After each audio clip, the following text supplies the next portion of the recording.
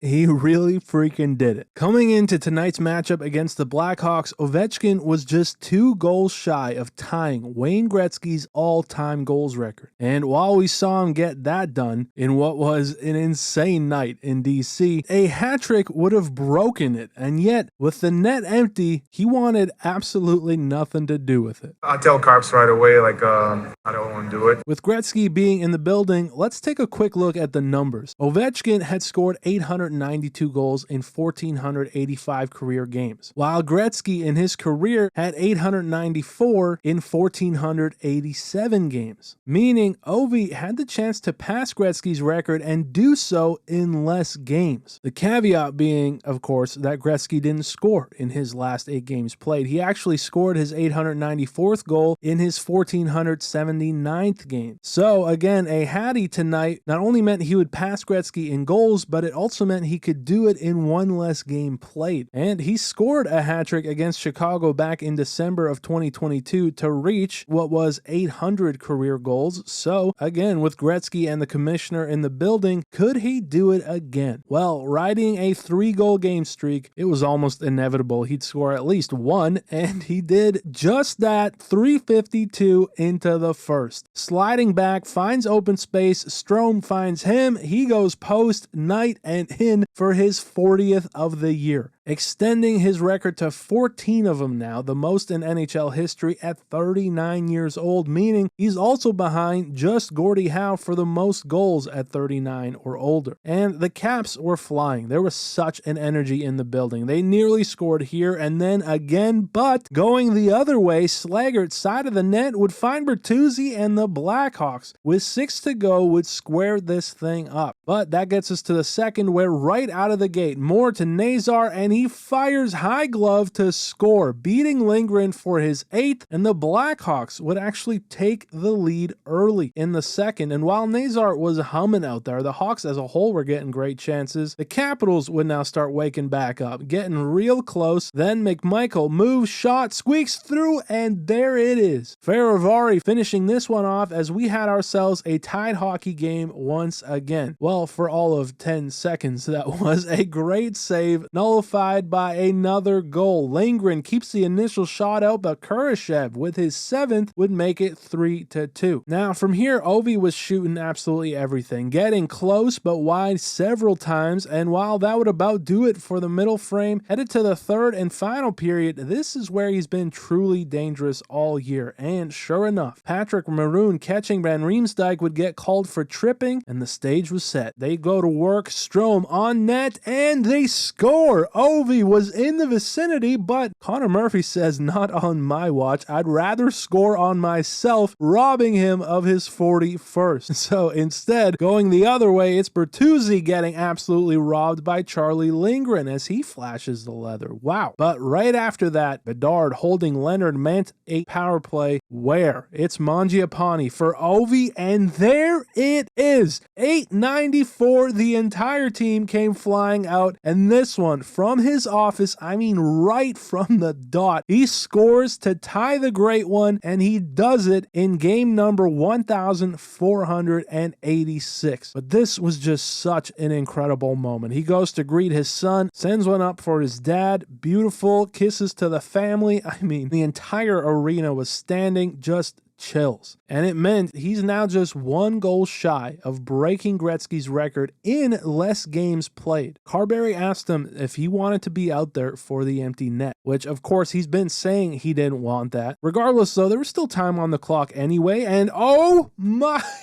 in alone, I swear he was trolling us at this point, doesn't get it done, can't believe it, and instead it gets us to the 2-minute mark. Knight would get pulled, and Ovi doesn't jump on the ice.